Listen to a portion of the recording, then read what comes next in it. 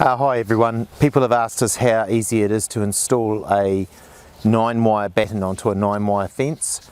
So today we're going to demonstrate how the batten goes onto the fence. So we're going to use a 9-wire batten. It's marked with a 3-9 wire at the top of the batten to identify the batten. We're now going to insert the batten down through the wires, interweaving it through the wires like so.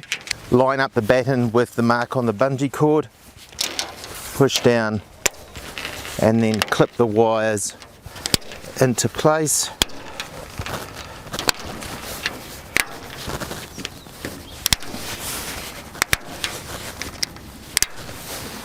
Check that it's square, and then we move on to the next batten.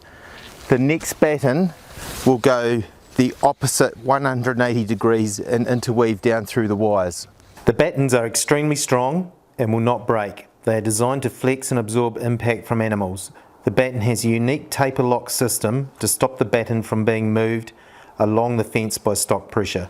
At the bottom of each batten is a hole. This feature is used for pulling the batten down into slight undulations or to provide extra security against animal pressure if required.